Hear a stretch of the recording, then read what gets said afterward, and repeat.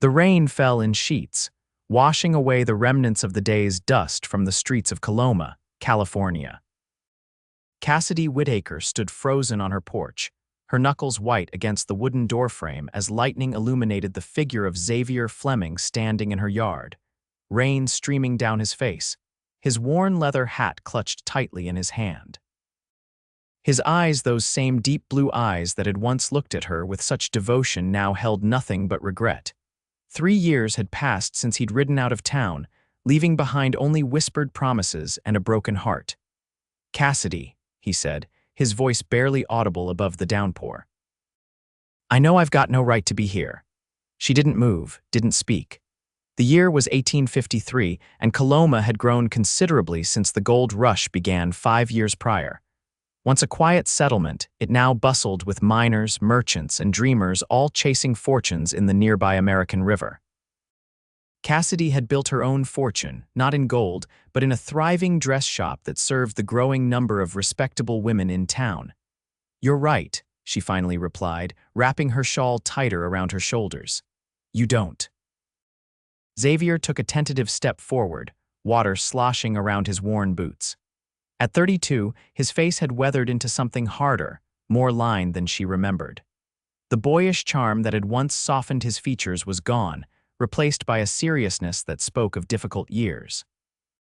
"I wouldn't blame you if you slammed that door in my face," he said. "But before you do, I'd like to explain why I left, why I stayed away so long." A crack of thunder split the sky. Cassidy glanced over her shoulder at the warm light of her parlor, then back at the drenched man before her. At 27, she'd learned that life offered few second chances. Part of her, the sensible part, told her to close the door and forget Xavier Fleming had ever returned.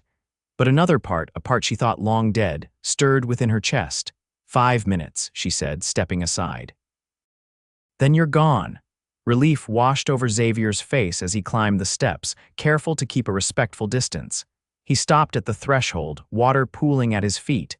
"You might want to leave your boots out here," Cassidy said. "Mrs. Henderson just polished these floors yesterday." Xavier nodded, removing his boots and setting them beside the door before following her inside. The warmth of the house enveloped them immediately, the fire in the hearth casting dancing shadows across the modestly furnished room. "Sit," Cassidy instructed, pointing to a chair positioned far from her best furniture. She remained standing, arms crossed. Xavier sat, his hat still clutched in his hands, turning it nervously. "You've done well for yourself," he said, glancing around at the tasteful furnishings. "I didn't invite you in to discuss my success," Cassidy replied coolly. "Your 5 minutes started the moment you crossed that threshold." Xavier nodded, drawing a deep breath. 3 years ago, I rode out to stake my claim in the Sierra foothills. I'd heard rumors of a rich vein, thought I could make my fortune and come back to offer you the life you deserved." He paused, looking down at his calloused hands. "But things didn't go as planned. My partner and I were ambushed by a gang of claim jumpers. They left me for dead with a bullet in my chest." Cassidy's composure faltered slightly, but she kept her face neutral. "Go on." "A tribe of Miwok found me, nursed me back to health, but it took months. By the time I was strong enough to travel, winter had set in. I tried sending word, but—" He shook his head. "When spring came, I headed back to the claim, determined to make something of it so I wouldn't return to you empty-handed." "I never asked for gold," Cassidy interrupted, her voice tight with emotion. "I asked for your word and you broke it." Xavier nodded, unable to meet her gaze. "I know. The claim eventually paid out, but by then I'd heard you were being courted by Thomas Wheeler. I thought you'd moved on." Cassidy laughed, a sound without humor. "Thomas Wheeler, the banker's son. I turned him down after 2 months of his insufferable company." She moved to the window, watching the rain streak down the glass. "Is that why you stayed away? Because of a rumor?" "Partly," Xavier admitted, "but also because I was ashamed. I'd promised to return within a season, and instead, years passed. I convinced myself you were better off without me." Cassidy turned back to face him. "That wasn't your decision to make." "You're right," he conceded. "It wasn't, and that's why I'm here now. Not to ask for forgiveness, but to tell you the truth. You deserved that much 3 years ago, and you deserve it now." A moment of silence stretched between them, broken only by the crackling fire and the persistent drumming of rain on the roof. "Your 5 minutes are up," Cassidy said quietly. Xavier nodded, rising slowly from the chair. "Thank you for listening." He moved toward the door, shoulders slumped in defeat. "Xavier," Cassidy called after him, her voice softer than before. "Are you staying in town?" He turned, hope flickering cautiously in his eyes. "At the Pioneer Hotel." "Just until the storm passes." Cassidy nodded, a decision forming in her mind. "Come by the shop tomorrow, 4 o'clock. I close early on Tuesdays." A tentative smile touched his lips. "I'll be there." "This doesn't mean anything," she clarified quickly. "I just have more questions that can't be answered tonight." "Of course," he replied, retrieving his boots from the porch. "Good night, Cassidy." "Good night, Xavier." After he had gone, Cassidy leaned against the closed door, listening to the fading sound of his footsteps through the rain.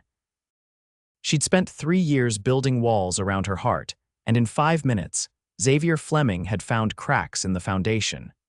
The next morning dawned clear and bright, the storm having swept eastward during the night. Cassidy rose early, dressing with more care than usual in a cornflower blue dress that brought out the color of her eyes. She pinned her chestnut hair into a neat arrangement, scolding herself for making such an effort for a man who had abandoned her. The dress shop, Whitaker's Finery, sat on Coloma's main street, nestled between the apothecary and the general store. It had started as a small operation in the corner of her father's dry goods store, but as the town grew, so did the demand for fashionable, well-made clothing.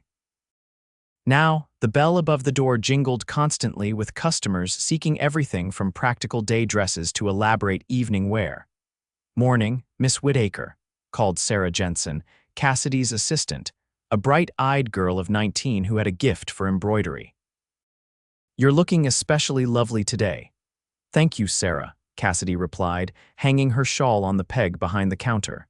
"We've got Mrs. Palmer's fitting at 10, and the new shipment of calico should arrive on the afternoon stage." The day passed in a blur of customers, fittings, and deliveries. As 4 o'clock approached, Cassidy found herself glancing more frequently at the door, her heart skipping whenever the bell announced a new arrival.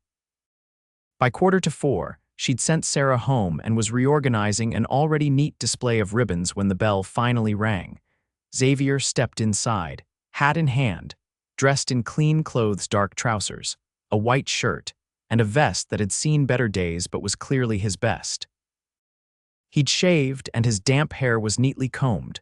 In the daylight, Cassidy could see the new lines around his eyes, the small scar that ran along his jawline that hadn't been there before. "You came," she said, immediately regretting the surprise in her voice. "I said I would," he replied simply. Cassidy moved to lock the door and flipped the sign to closed. "I thought we might walk," she suggested. "The rain has left everything smelling fresh." They strolled down the boardwalk, past storefronts and saloons, maintaining a careful distance between them. The town had changed significantly in the years since gold had been discovered at Sutter's Mill. What had once been a scattering of tents and crude cabins was now a proper town with churches, schools, and even a small theater. "You asked me to come by," Xavier ventured after they'd walked in silence for several minutes. "You said you had questions." Cassidy nodded, leading them toward a small park where a few benches overlooked the river. "I do." She sat, smoothing her skirts, and waited until Xavier joined her before continuing. "Tell me about the claim, the one that kept you away." Xavier's eyes lit up with unexpected enthusiasm. "It's a good one, Cass, not just gold but silver too, enough to set us," he caught himself. "Enough to provide a comfortable living for years to come." "Us?" Cassidy questioned, arching an eyebrow. Xavier had the grace to look embarrassed. "Force of habit. I spent 3 years thinking of it as ours, even when I thought I'd never see you again. And now, what are your plans?"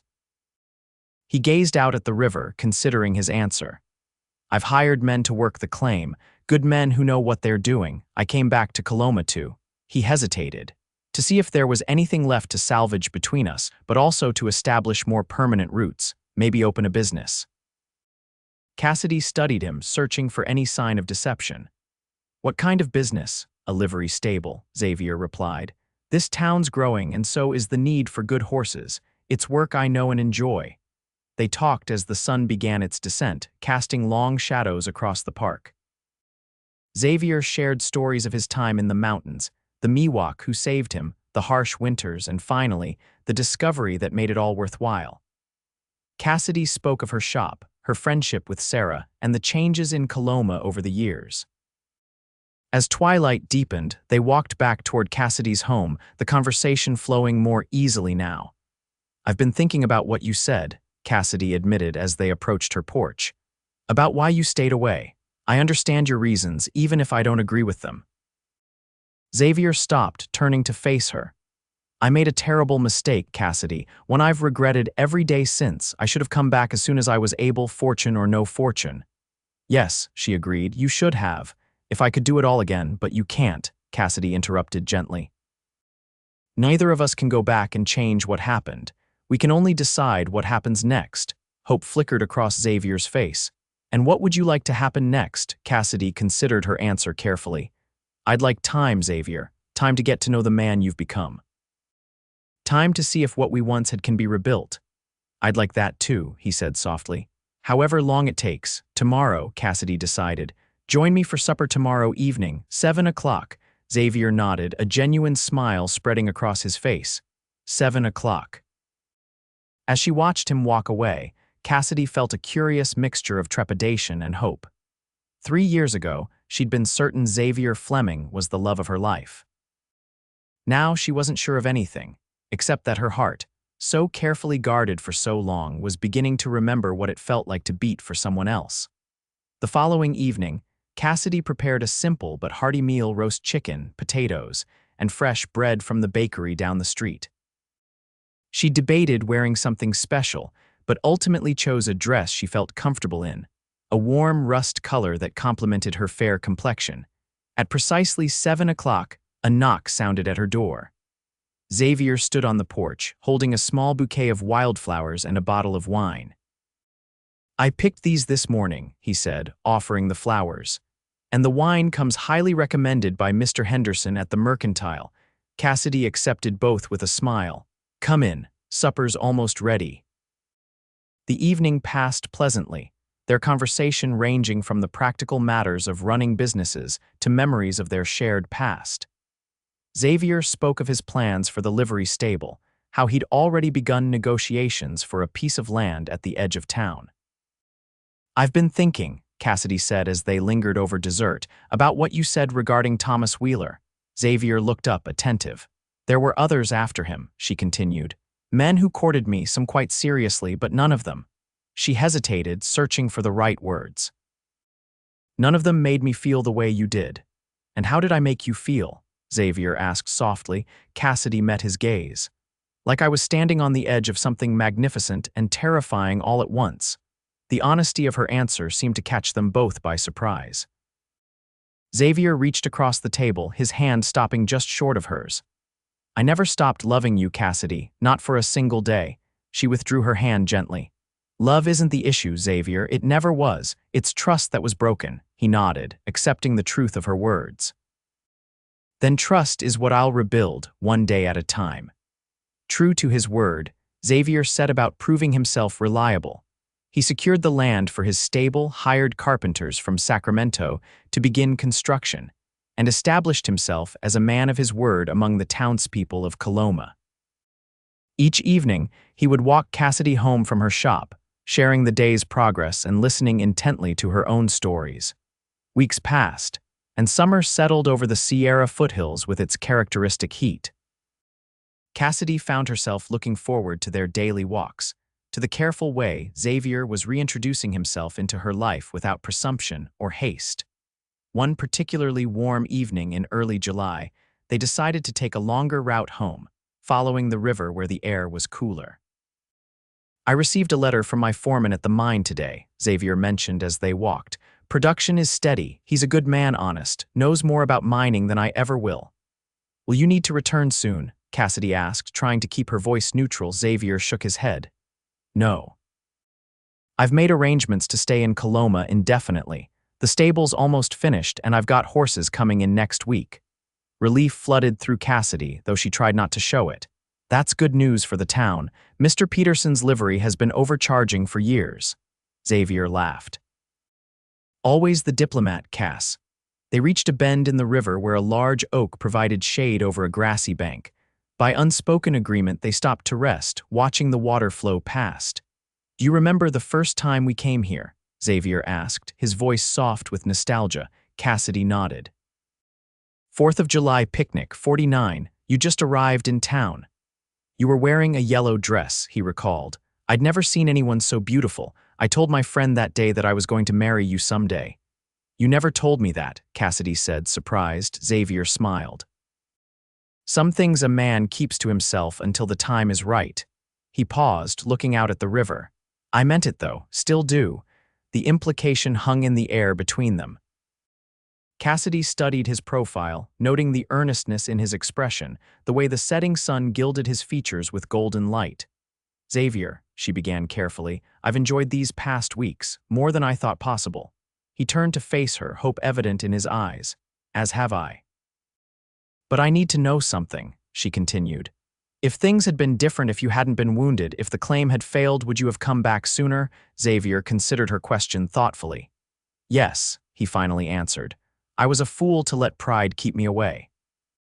I thought I needed to prove myself worthy of you, but in doing so, I only proved how unworthy I was. Cassidy reached for his hand, entwining their fingers. It was the first time she'd initiated such contact since his return. Thank you for your honesty. I've had a lot of time to think about my mistakes, he said, gently squeezing her hand. Too much time. They sat in companionable silence as the sun dipped lower, casting long shadows across the river. When they finally rose to leave, something had shifted between them, a barrier lowered, a step taken toward something new. As July turned to August, Cassidy found herself spending more and more time at Xavier's stable. She would bring lunch and sit with him as he worked, fascinated by his easy way with the horses and the respect he commanded from his small staff. You've built something wonderful here, she commented one afternoon, watching as Xavier gentled a spirited mare. These animals trust you. Trust has to be earned, he replied, running a hand along the horse's neck. You can't demand it or trick an animal into giving it. You have to prove yourself worthy day after day. The parallel to their own situation wasn't lost on either of them. That evening, as they walked back toward town, a commotion erupted from the largest saloon on the main street. Shouts and the sound of breaking glass spilled into the street, followed by two men locked in a violent struggle. Xavier instinctively pushed Cassidy behind him as the fighting men tumbled onto the boardwalk. One man, clearly drunk, landed a lucky punch that sent the other sprawling. He followed up with a vicious kick and reached for something at his waist, the gleam of a knife catching the last light of day. Without hesitation, Xavier stepped forward. That's enough, he called, his voice carrying the authority of a man accustomed to command. The drunk man whirled knife held low. Stay out of this, stranger, ain't your concern. You're making it my concern, Xavier replied evenly. Put the knife away before someone gets hurt, the drunk sneered, taking a menacing step forward. Maybe that someone's gonna be you. What happened next occurred so quickly that Cassidy barely had time to register it. The drunk lunged, knife flashing, but Xavier moved with surprising speed. He sidestepped the attack, caught the man's wrist, and in one fluid motion, disarmed him and pinned him to the ground. I said, that's enough, Xavier repeated, his voice deadly calm. By then, the sheriff had arrived, alerted by the commotion. He took in the scene with a practiced eye. Fleming, he acknowledged with a nod. What's the trouble here? This gentleman was about to make a serious mistake, Xavier explained, releasing the drunk man into the sheriff's custody. Nothing more. After the sheriff had taken statements and led the troublemakers away, Cassidy and Xavier continued their walk in silence. It wasn't until they reached her porch that Cassidy spoke. You could have been killed, she said quietly. Xavier looked at her, surprise evident on his face. It wasn't as dangerous as it looked. I've handled worse. That doesn't make it better, Xavier. You stepped into a fight that wasn't yours with a man who had a knife. I couldn't just stand by, he explained, not when someone might get seriously hurt. Cassidy shook her head, tears threatening. Do you have any idea what it would have done to me to watch you bleed out in the street, after everything after you've just come back into my life?" Xavier's expression softened as understanding dawned. He stepped closer, gently taking her hands in his. "I'm sorry, Cass, I didn't think about how it would affect you." "That's just it," she said, voice trembling. "You didn't think. Just like when you stayed away for 3 years, you made a decision without considering what it would do to me." The comparison struck home. Xavier looked stricken. "You're right, I'm sorry, truly." Cassidy took a deep breath, steadying herself. "I can't go through losing you again, Xavier, I can't." The admission hung in the air between them, more revealing than she'd intended. Xavier's eyes widened slightly, hope kindling in their depths. "Does that mean?" "It means I care what happens to you," Cassidy clarified, though the flush in her cheeks suggested deeper feelings. "It means be careful." Xavier nodded solemnly. "I will, I promise." As summer gave way to fall, the relationship between Cassidy and Xavier continued to evolve. They established a routine breakfast at the cafe on Sundays, evening walks, occasional picnics by the river. The people of Coloma, who had watched their courtship years before, observed this rekindling with varying degrees of interest and approval. Xavier's livery stable flourished, gaining a reputation for fair prices and well-trained horses.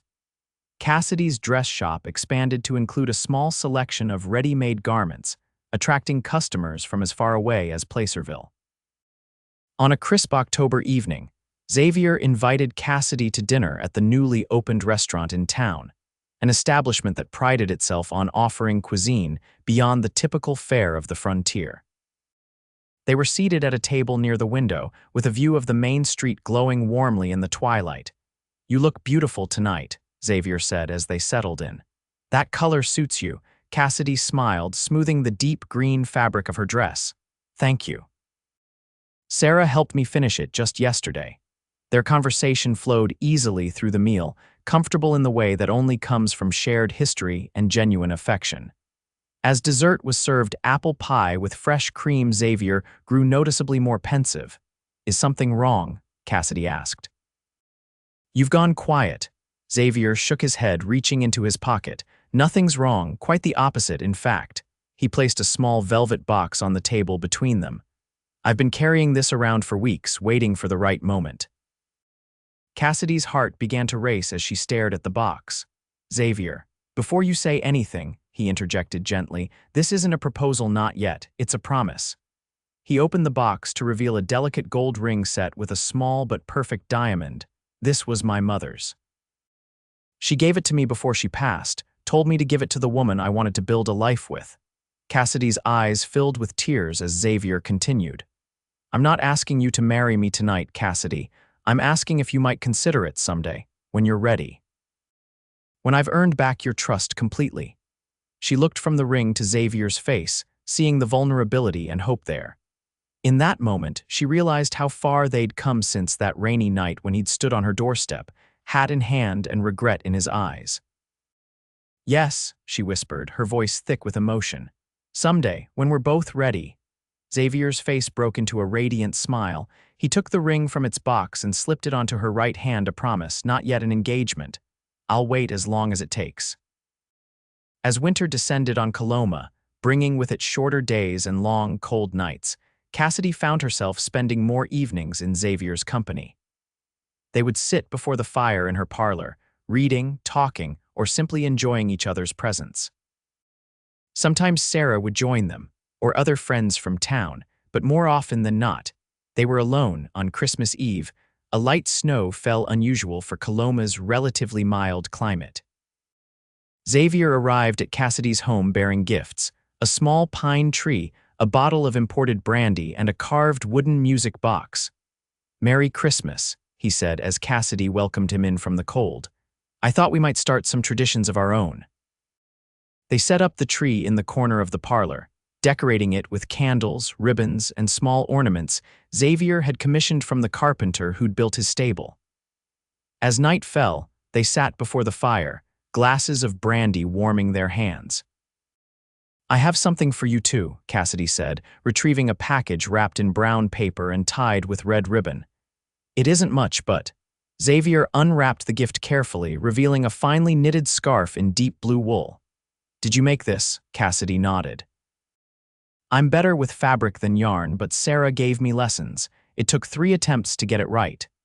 Xavier ran his fingers over the soft material, clearly touched by the personal nature of the gift. "It's perfect, thank you."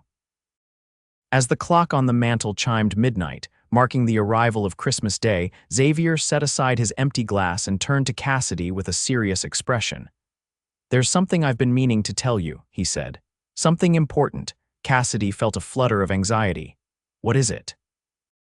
"The claim," Xavier began, "the silver and gold mine, I've decided to sell my interest in it." Surprise rendered Cassidy momentarily speechless. "But why? You said it was profitable." "It is," Xavier confirmed. "Very much so. But it's also hundreds of miles away, and I've realized something these past months." He took her hand gently. "I don't want anything that might take me away from you again. The stable here in Coloma is enough, more than enough." Cassidy studied his face, seeing the certainty there. "You're sure about this? It's a significant decision." "The most certain I've ever been," Xavier replied. "My home is here now, with you if you'll have me." The weight of his words settled around them, heavy with promise and possibility. Cassidy moved closer, guided by an instinct older than reason. When their lips met, it was like returning to a beloved story, familiar yet somehow new. "I love you, Xavier Fleming," she whispered against his mouth. "I never stopped, even when I wanted to." He cradled her face in his hands, his eyes reflecting the firelight and something deeper. "And I love you, Cassidy Whitaker, more than I have words to express." They stayed that way, wrapped in each other's arms before the dying fire, until the first light of Christmas morning filtered through the windows. The months that followed were filled with plans and preparations. Xavier's offer on the mine was accepted, providing him with capital to expand his business. Cassidy hired another assistant for the dress shop, allowing her more time to consider the future they were building together.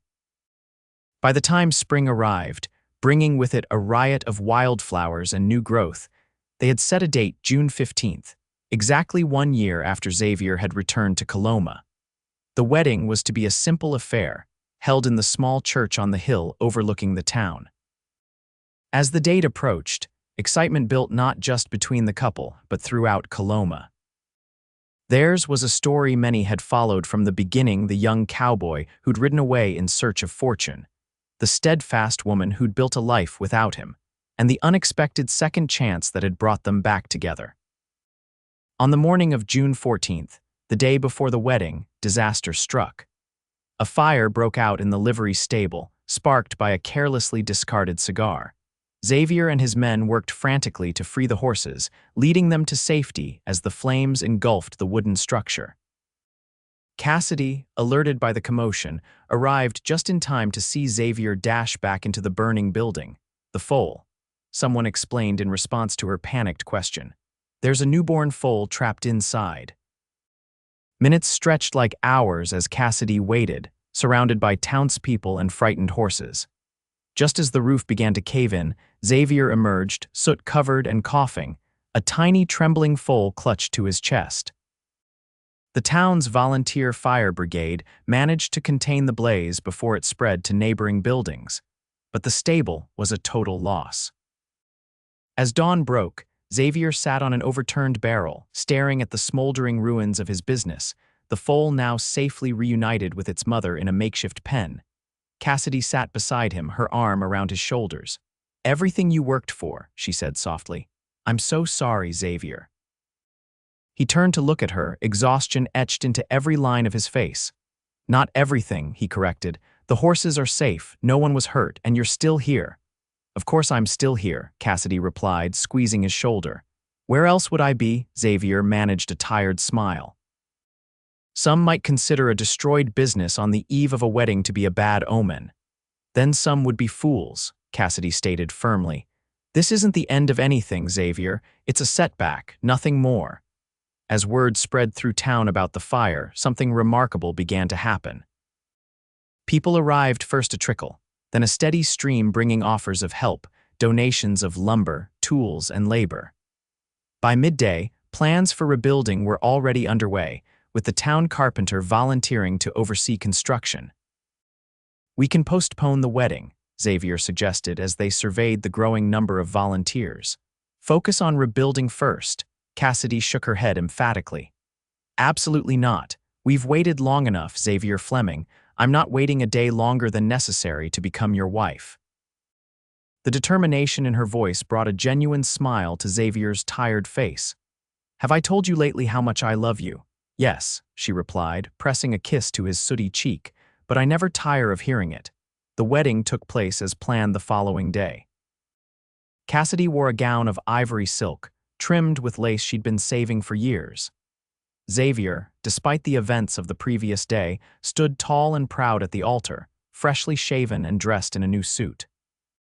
The church was filled to capacity, the townspeople of Coloma turning out in force to witness the union of two people whose journey had captured their collective imagination. Sarah Jensen served as maid of honor, while Xavier's foreman from the mine had arrived just in time to stand as best man. As they exchanged vows, promising to love and cherish each other through whatever life might bring, Cassidy thought back to that rainy night nearly a year before. The man before her now was the same one who had stood on her porch, hat in hand and regret in his eyes, yet he was also profoundly changed, tempered by experience, strengthened by adversity, and above all, committed to the future they would build together. "I now pronounce you husband and wife," the minister declared. "You may kiss the bride."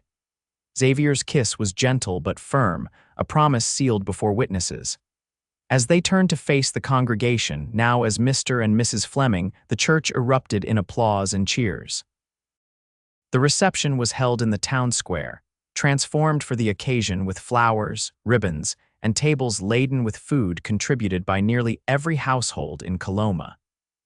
Music from fiddles and guitars filled the air as the celebration continued well into the evening. As twilight deepened, Xavier led Cassidy away from the festivities to a quiet corner of the square. "Happy?" he asked, his arms encircling her waist. "More than I can say," she replied, leaning into his embrace. "Though I must admit, this isn't how I imagined our wedding day would unfold." Xavier chuckled. "The fire, you mean? Or the fact that half the town seems determined to celebrate until dawn?" "Both," Cassidy laughed. "But mostly I'm thinking about how much has changed in a year, how much we've changed." "For the better, I hope," Xavier said, his expression growing serious. Cassidy nodded, reaching up to touch his face. "Definitely for the better. You know, when you first came back, standing in the rain with your hat in your hand, I thought my heart would never heal enough to trust you again. And now I know that some things break only to grow back stronger," she replied. "Like us." Xavier's smile was tender as he drew her closer. "Like us," he agreed, "always." 10 years later, Coloma had grown into a prosperous town, its gold rush days behind it, but its future secure as a hub for commerce and agriculture in the Sierra foothills. The Fleming livery stable, rebuilt and expanded, now occupied a prominent position at the edge of town, its reputation for quality horses drawing buyers from as far away as San Francisco. Whitaker's finery had similarly flourished, with Cassidy taking on multiple apprentices and expanding her offerings to include the latest fashions from the East Coast. Sarah Jensen, once Cassidy's assistant, now managed her own millinery shop next door. On a warm summer afternoon, Xavier stood in the doorway of the stable, watching as his 8-year-old son, James, led a gentle mare around the paddock. Beside him, Cassidy balanced their 2-year-old daughter, Elizabeth, on her hip. "He has your way with horses," Cassidy observed, pride evident in her voice. Xavier nodded, unable to suppress a smile as James confidently guided the horse through its paces. "And your determination. Did I tell you he woke up at dawn to help with the new foal?" "Like father, like son," Cassidy replied, adjusting Elizabeth's bonnet. "And this little one has your eyes, but I'm afraid she's inherited my stubborn streak." As if to prove her mother's point, Elizabeth squirmed to be put down. Once on her feet, she toddled determinedly toward her brother and the horse, only to be intercepted by Xavier. "Not yet, little one," he said, sweeping her up into his arms. "A few more years before you're ready for riding lessons." The sound of approaching hoofbeats drew their attention to the road, where a rider was approaching at a brisk pace. As he drew nearer, Xavier recognized his foreman from the mine, a man he hadn't seen in over a year. "Thomas," Xavier greeted him as the man dismounted. "This is unexpected." "Is everything all right at the mine?" Thomas removed his hat, nodding respectfully to Cassidy. "Mrs. Fleming, sorry to intrude, but I thought you'd want to hear the news directly from me." "What news?" Xavier asked, setting Elizabeth down and instructing James to take his sister inside. "They've hit a new vein," Thomas announced, his weathered face breaking into a grin. "Bigger than anything we've seen before.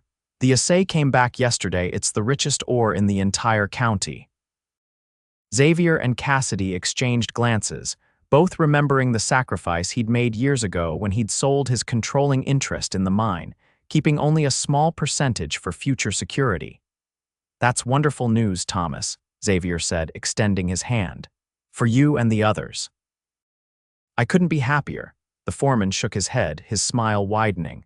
"You're not understanding me, Fleming. You still own 15% of that mine. This find changes everything. You're wealthy, very wealthy." The implications took a moment to sink in. Cassidy moved closer to Xavier, her hand finding his. "Well," Xavier finally said, "that's certainly something to consider." After Thomas had gone, promised a proper celebration at dinner, Xavier and Cassidy stood in silence, watching as the sun began its descent toward the western horizon. "What are you thinking?" Cassidy asked, studying her husband's thoughtful expression.